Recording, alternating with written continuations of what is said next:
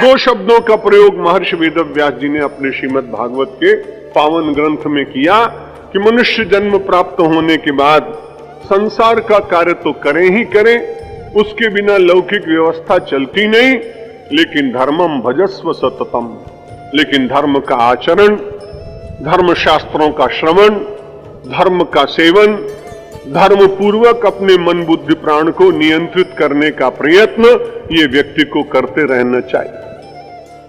धर्मम भजस्व सततम त्यज लोक धर्मान।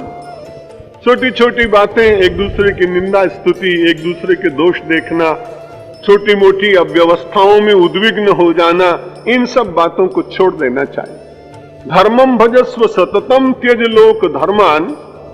और फिर जीवन में और भी कुछ करना चाहिए। क्या करना चाहिए?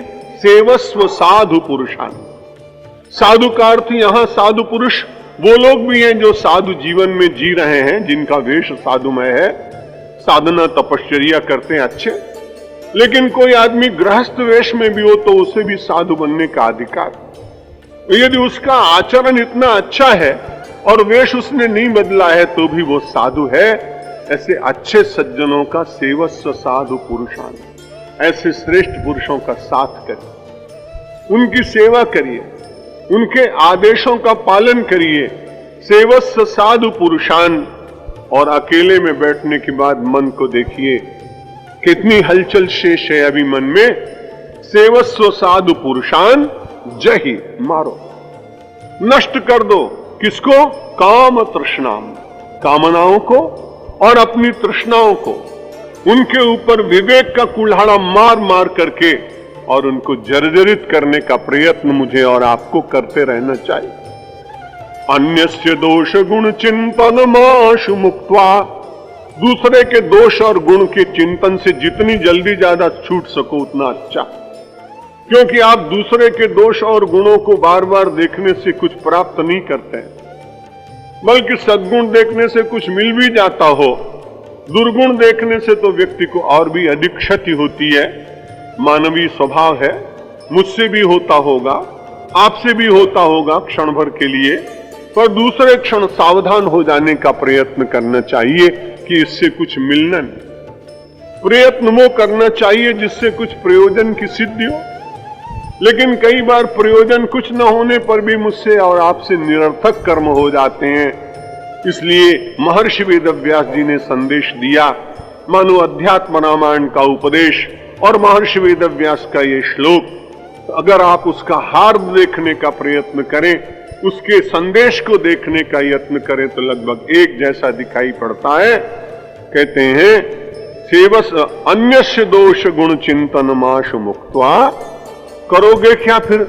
सेवा कथा रसम हो नितराम पिबत्वम।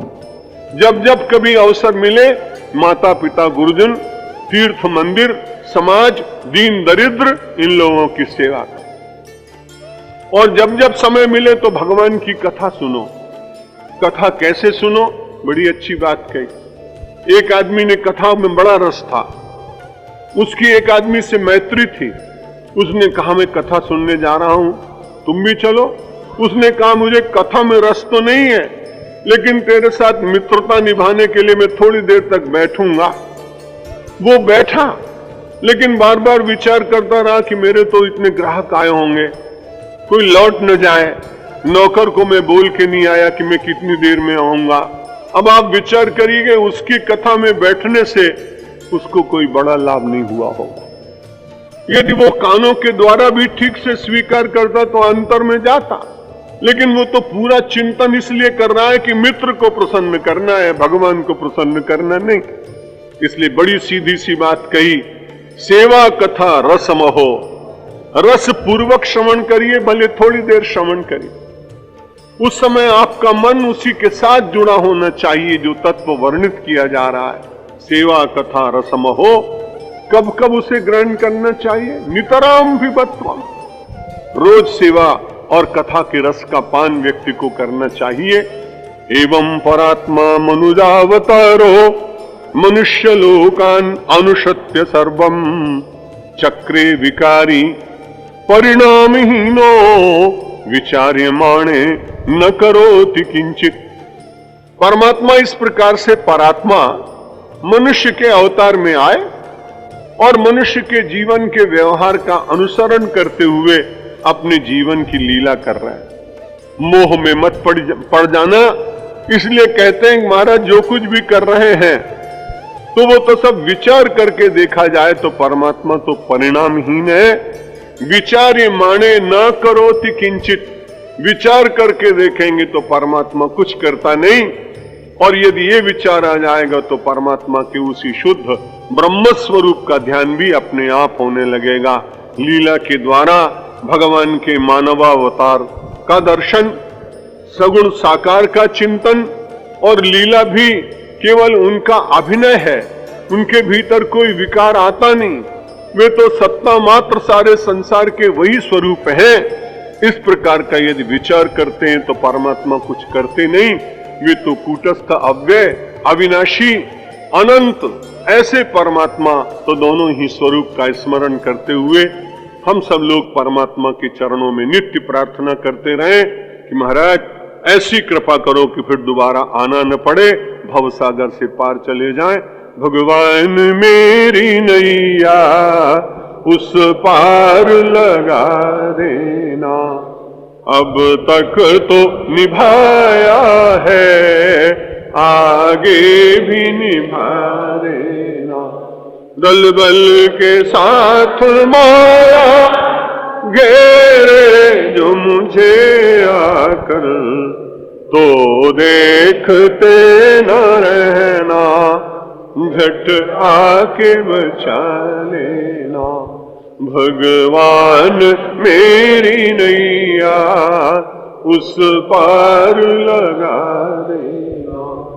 संभव है झंझटों में मैं तुमको भूल जाऊं, पर नाथ कहीं तुम भी मुझको न भुला देना।